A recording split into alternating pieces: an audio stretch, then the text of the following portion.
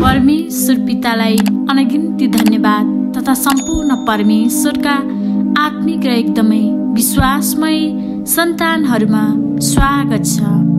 आजको यस वचन मार्फत स्वयं परमेश्वर पिता तपाईको निम्ति धारिला वचन, जीवनको वचन, ज्ञानको वचन, बुद्धिको वचन र सम्पूर्ण खाँचोको वचन तपाईलाई कुन कुराको खाँचो छ र आवश्यकता छ, स्वयं परमेश्वर पिता यसै वचनद्वारा बोल्नुहुनेछ। त परमेश्वर पितालाई धन्यवाद। त परमेश्वर पिता यस समय भन्नुहुन्छ, जागा रहो, सचेत रहो। परमेश्वर पिता भन्नुहुन्छ, यस समय, यस युगमा, यस संसारमा विभिन्न प्रकारका हालत, कष्ट, दुःख, अशान्ति र पीडाहरू भइरहेको छ होला। तर आज परमेश्वर भन्नुहुन्छ, हे मेरा सन्तान नडराऊ, किनकि म तिम्रो साथमा छु। निरुत्साहित नहो, किनकि म तिम्रो परमेश्वर हुँ। यस समय, यस युगमा यही हुन लेखिएको थियो र भइरहेको छ। त परमेश्वर त हाम्रो साथमा हुनुहुन्छ। उहाँमा विश्वास गर्नुहोस्, अन्य भाषा गर्नुहोस् र मन बढाउनुहोस्। त परमेश्वर पिता यस अन्तिम युगको निम्ति दृष्टान्तद्वारा यसरी बोल्नुहुन्छ। 10 कन्याको दृष्टान्त। तब स्वर्गको राज्यको 10 कन्याहरूसँग तुलना गर्न सकिन्छ। तिनीहरूले आफ्नो आफ्नो बत्ती लिएर दुलहालाई भेट्न निस्के। तीमध्ये 5 जना निर्बुद्धि र 5 जना चाहिँ बुद्धिमानी थिए। किनकि जब निर्बुद्धिहरूले आफ्नो बत्ती लगे, तब तिनीहरूले साथमा तेल चाहिँ लगेनन्। तर बुद्धिमानहरूले चाहिँ आफ्नो बत्ती सँगसँगै पात्रमा तेल पनि लगे। दुलहाले बिहालो गर्दा ती सबै निन्द्राले लट्ठ भएर निदाए। बिहालो मतलब हेर्दाखेरि ती सबै निन्द्राले लट्ठ भएर निदाएका थिए। तर मध्यरातमा हेर, दुलहा उनलाई भेट्न आओ भन्न आवाज आयो। तब ती सबै कन्याहरू बिउजेर आफ्नो आफ्नो बत्ती ठिक्क ठाक्क पारे। निर्बुद्धि कन्याहरूले बुद्धिमानीहरूलाई भने, तिमीहरूको तेलबाट हामीलाई अलिकता देऊ, किनभने हाम्रो बत्ती त निम्न लागे। तर बुद्धिमानीहरूले यसो भनेर जवाफ दिए, हामी र तिमीहरू दुवैलाई पुग्ने यथेष्ट तेल छैन होला, बरु पसले कहाँ जाओ र आफ्नो लागि किन।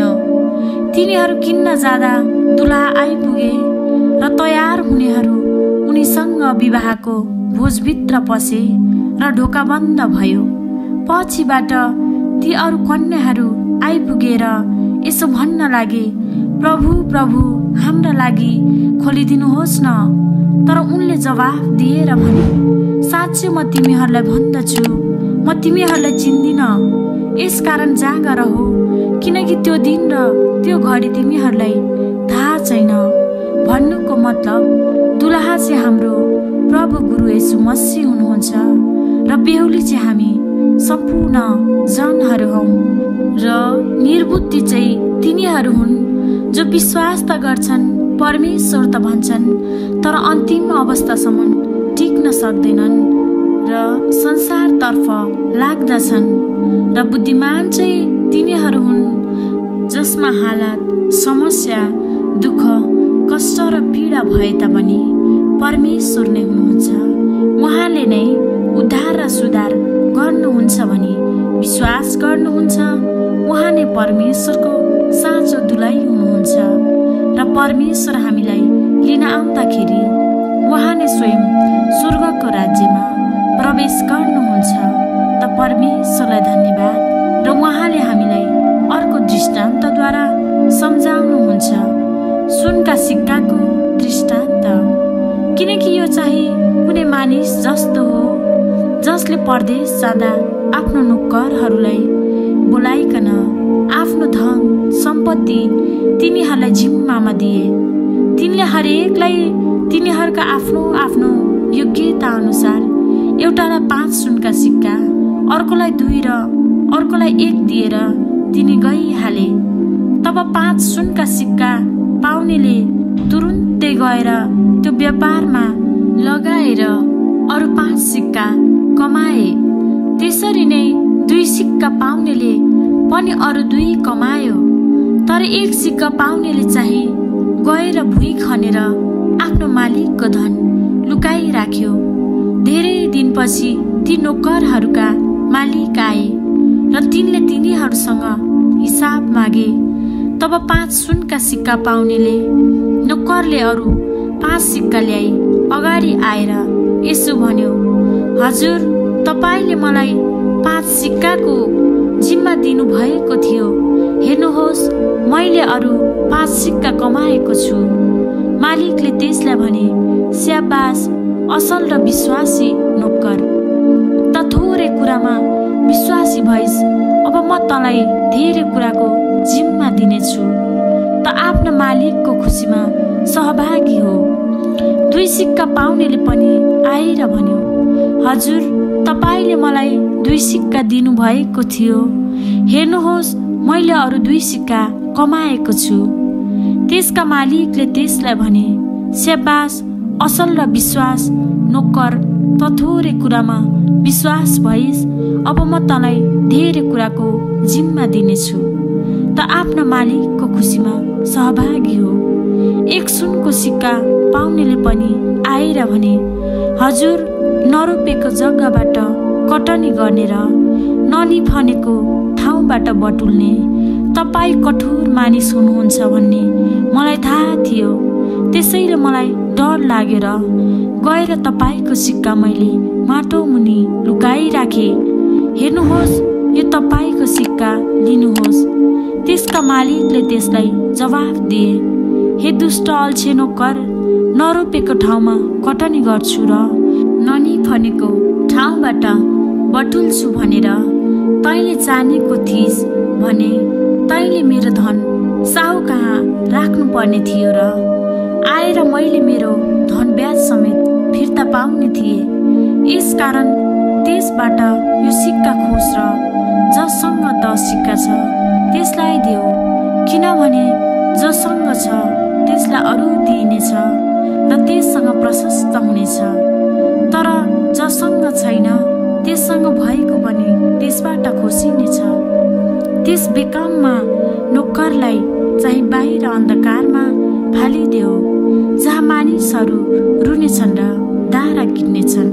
त परमेश्वरले दिनुभएको यो दृष्टान्तबाट तपाईले के बुझ्नुभयो त?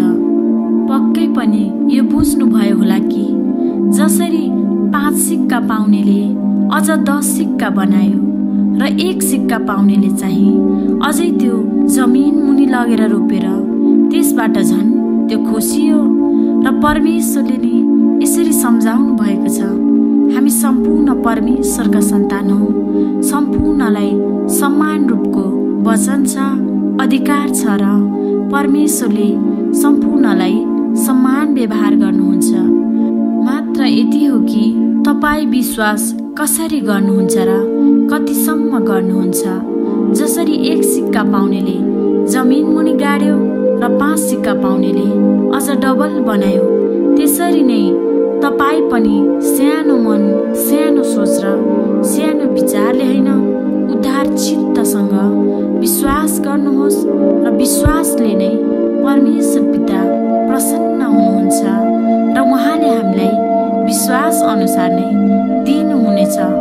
र त्यसैले त वचनमा नि भनिएको छ, जसलाई दिइनेछ त्यसलाई प्रशस्त रूपमा हुनेछ, तर जससँग छैन त्यसबाट भएको पनि खोसिनेछ। भन्नुको मतलब जोसँग विश्वास छ अझ परमेश्वरले विश्वासद्वारा ठुला ठुला कार्य गर्नुहुनेछ। त तपाईमा भएका रोग, कष्ट, बिमारीहरू, अशान्तिहरू हटिजानेछ। र तपाईँ विश्वास गर्नुहुन्न त अरूको कसरी भयो, कसरी हुन सक्छ भन्ने अविश्वासको आत्मा आउँछ। जसरी भएको पनि त्यो खोसिनेछ। त परमेश्वर दृष्टान्तद्वारा यसरी सम्झाउनुहुन्छ र तपाईँ पनि आजैबाट सानो मन, अविश्वासको आत्माहरू दुष्ट शैतानको फन्दामा नपर्नुहोस्, किनकि हाम्रो परमेश्वर साँचो र सत्य हुनुहुन्छ। जसरी दानियलले मृत्युको सिंहको खोरमा पनि विश्वास गरेर उनले जीवनको मुकुट पाए र परमेश्वरले उहाँलाई एकदमै आशिष र उन्नतिमा अझ बढाउनु भयो। त्यसरी नै तपाईँ पनि दानियल सिंहको खोरबाट बचे। अब्राहम वृद्ध अवस्थामा पिता हुनुभयो। हन्नालाई परमेश्वरले बाँझी अवस्था भए तापनि लाजमा पार्नु भएन र उहाँलाई सन्तान दिनुभयो। र दाउदले गोलियतलाई मारे, साथै लाजरस मरेको पनि जीवित भई उठे भनी विश्वास गर्नुहोस्। यो परमेश्वरको सत्य वचन हो। मनैबाट विश्वास गरी धारणा गर्नुहोस् त तपाईमा भएका हरेक समस्या मरेर जानेछन् र परमेश्वरको नयाँ जीवन जीवित हुनेछ। त परमेश्वरलाई धन्यवाद। र यसै वचनद्वारा स्वयं परमेश्वर दृष्टान्तद्वारा सम्झाउनु भयो र परमेश्वरको यसै स्वर्गको अमूल्य बाणी वचनद्वारा स्वयं तपाईमा हालत, समस्या, दुःख, कष्ट थियो भने आजको यसै वचन मार्फत हरेक समस्या भागिसकेको छ र महिमाको आत्मा, उन्नतिको आत्मा जागिसकेको छ भन्दै परमेश्वर पितालाई अनगिन्ती धन्यवाद